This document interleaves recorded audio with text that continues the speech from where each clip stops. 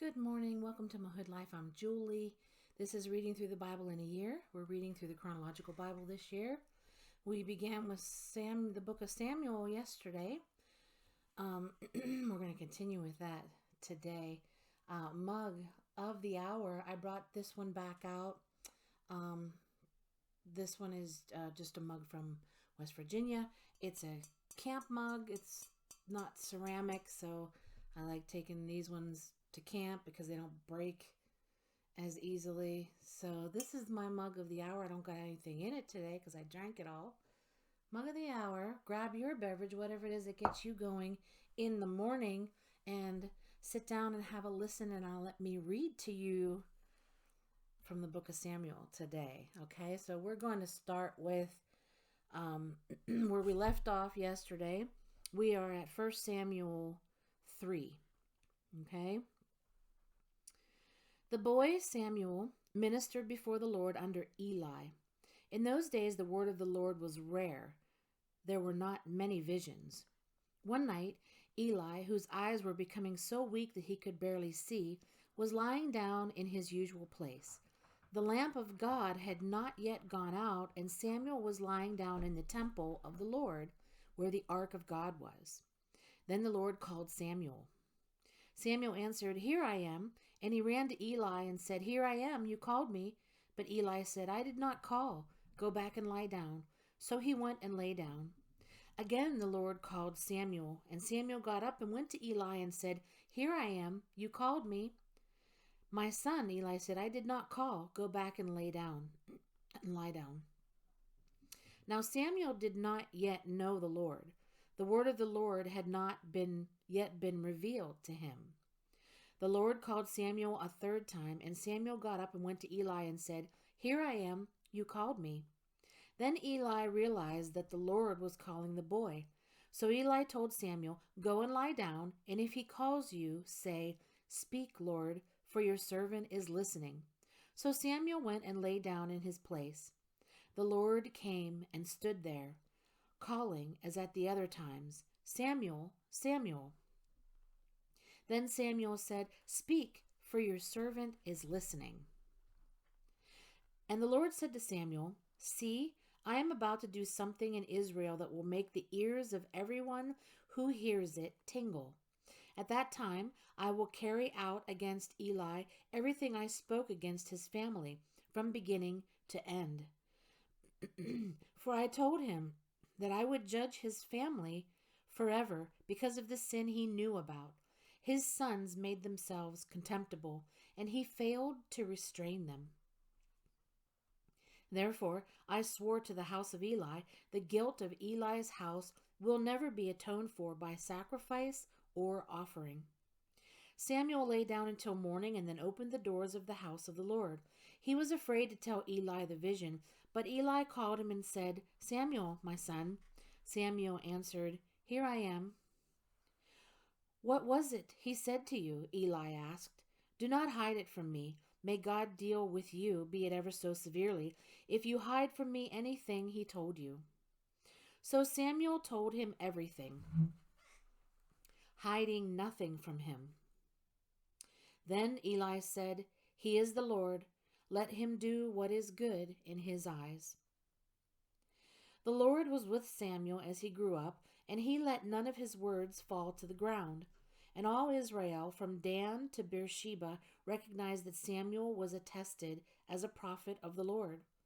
The Lord continued to appear at Shiloh, and there he revealed himself to Samuel through his word. And Samuel's word came to all Israel. Now the Israelites went out to fight against the Philistines. The Israelites camped at Ebenezer, and the Philistines at Aphek. The Philistines deployed their forces to meet Israel, and as the battle spread, Israel was defeated by the Philistines, who killed about 4,000 of them on the battlefield.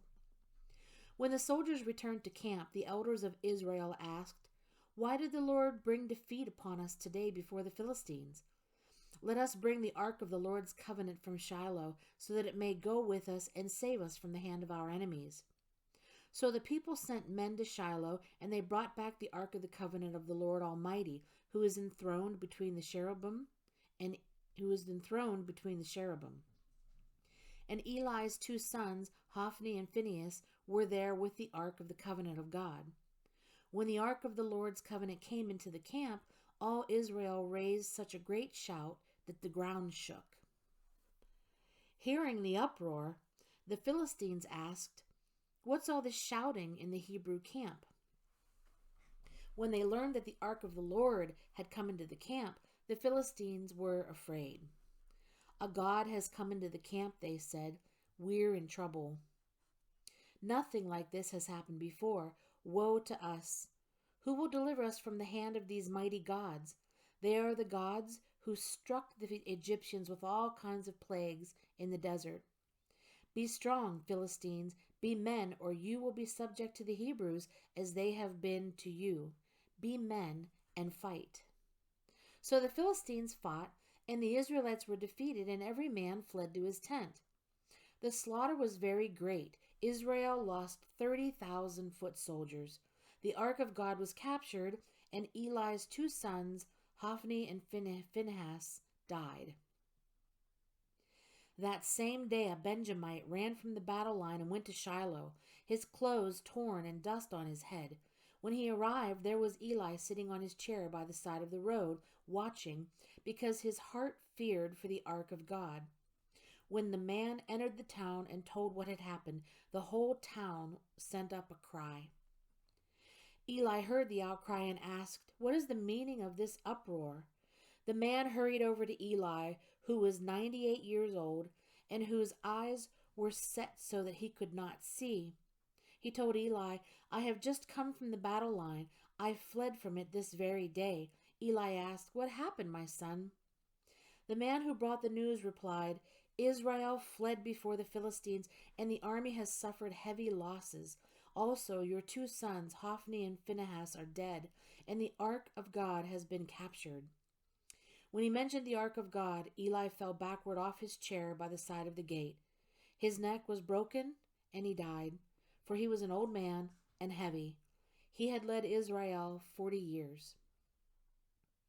His daughter-in-law, the wife of Phinehas, was pregnant near the time of delivery. When she heard the news that the ark of God had been captured and that her father-in-law and her husband were dead, she went into labor and gave birth, but was overcome by her labor pains. As she was dying, the women attending her said, "Don't despair, you have given birth to a son." But she did not respond or pay any attention. She named the boy Ichabod, saying, "The glory has departed from Israel," because of the capture of the ark of God and the deaths of her father-in-law and her husband. She said, "The glory has departed from Israel, for the ark of God has been captured." After the Philistines had captured the ark of God, they took it from Ebenezer to Ashdod. Then they carried the ark into Dagon's temple and set it beside Dagon. When the people of Ashdod rose early the next day, there was Dagon fallen on his face on the ground before the ark of the Lord. They took Dagon and put him back in his place, but the following morning when they rose, there was Dagon fallen on his face on the ground before the ark of the Lord. His head and hands had been broken off and were lying on the threshold. Only his body remained. That is why to this day neither the priests of Dagon nor any others who enter Dagon's temple at Ashdod step on the threshold. The Lord's hand was heavy upon the people of Ashdod and its vicinity. He brought devastation upon them and afflicted them with tumors. When the men of Ashdod saw what was happening, they said, "The ark of God of Israel must not stay here with us, because his hand is heavy upon us and upon Dagon our God." So they called together all the rulers of the Philistines and asked them, "What shall we do with the ark of the God of Israel?" They answered, "Have the ark of the God of Israel moved to Gath." So they moved the ark of the God of Israel. But after they had moved it, the Lord's hand was against that city, throwing it into a great panic. He afflicted the people of the city, both young and old, with an outbreak of tumors. So they sent the ark of God to Ekron. As the ark of God was entering Ekron, the people of Ekron cried out, "They have brought the ark of God of Israel around to us to kill us and our people." So they called together all the rulers of the Philistines and said, "Send the ark of God of Israel away. Let it go back to its own place, or it will kill us and our people." For death had filled the city with panic. God's hand was very heavy upon it. Those who did not die were afflicted with tumors, and the outcry of the city went up to heaven. When the ark of the Lord had been in Philistine territory 7 months, the Philistines called for the priests and the diviners and said, "What shall we do with the ark of the Lord? Tell us how we should send it back to its place." They answered, "If you return the ark of God to Israel, do not send it away empty, but by all means send a guilt offering to him. Then you will be healed, and you will know why his hand has not been lifted from you." The Philistines asked, "What guilt offering should we send to him?" They replied, 5 gold tumors and 5 gold rats, according to the number of the Philistine rulers, because the same plague has struck both you and your rulers. Make models of the tumors and of the rats that are destroying the country, and pay honor to Israel's God. Perhaps he will lift his hand from you and your gods and your land. Why do you harden your hearts as the Egyptians and Pharaohs did? When he treated them harshly, did they not send the Israelites out so they could go on their way? Now then, get a new cart ready with 2 cows that have calved and have never been yoked. Hitch the cows to the cart, but take their calves away and pen them up. Take the ark of the Lord and put it on the cart, and in a chest beside it put the gold objects you are sending back to him as a guilt offering. Send it on its way, but keep watching it. If it goes up to its own territory toward Beth Shemesh, then the Lord has brought this great disaster on us. But if it does not, then we will know that it was not his hand that struck us, and that it happened to us by chance." So they did this. They took 2 such cows and hitched them to the cart and penned up their calves. They placed the ark of the Lord on the cart, and along with it the chest containing the gold rats and the models of the tumors. Then the cows went straight up towards Beth Shemesh, keeping on the road and lowing all the way. They did not turn to the right or to the left. The rulers of the Philistines followed them as far as the border of Beth Shemesh. Now the people of Beth Shemesh were harvesting their wheat in the valley, and when they looked up and saw the ark, they rejoiced at the sight. The cart came to the field of Joshua of Beth Shemesh, and there it stopped beside a large rock. The people chopped up the wood of the cart and sacrificed the cows as a burnt offering to the Lord. The Levites took down the ark of the Lord, together with the chest containing the gold objects, and placed them on the large rock. On that day the people of Beth Shemesh offered burnt offerings and made sacrifices to the Lord. The 5 rulers of the Philistines saw all this and then returned that same day to Ekron. These are the gold tumors the Philistines sent as a guilt offering to the Lord, 1 each for Ashdod, Gaza, Ashkelon, Gath, and Ekron. And the number of the gold rats was according to the number of Philistine towns belonging to the 5 rulers, the fortified towns with their country villages. The large rock on which they set the ark of the Lord is a witness to this day in the field of Joshua of Beth Shemesh. And God struck down some of the men of Beth Shemesh, putting 70 of them to death, because they had looked into the ark of the Lord. The people mourned because of the heavy blow the Lord had dealt them, and the men of Beth Shemesh asked, "Who can stand in the presence of the Lord, this holy God? To whom will the ark go up from here?" Then they sent messengers to the people of Kiriath Jearim, saying, "The Philistines have returned the ark of the Lord. Come down and take it up to your place." So the men of Kiriath Jearim came and took up the ark of the Lord. They took it to Abinadab's house on the hill and constructed Eleazar his son to guard the ark of the Lord. It was a long time, 20 years in all, that the ark remained at Kiriath Jearim, and all people of Israel mourned and sought after the Lord. And Samuel said to the whole house of Israel, "If you are returning to the Lord with all your hearts, Then rid yourselves of the foreign gods and the Ashtoreths, and commit yourselves to the Lord and serve him only, and he will deliver you out of the hand of the Philistines." So the Israelites put away their Baals and Ashtoreths and served the Lord only. Then Samuel said, "Assemble all Israel at Mizpah, and I will intercede with the Lord for you." When they had assembled at Mizpah, they drew water and poured it out before the Lord. On that day they fasted, and there they confessed, "We have sinned against the Lord." And Samuel was leader of Israel at Mizpah.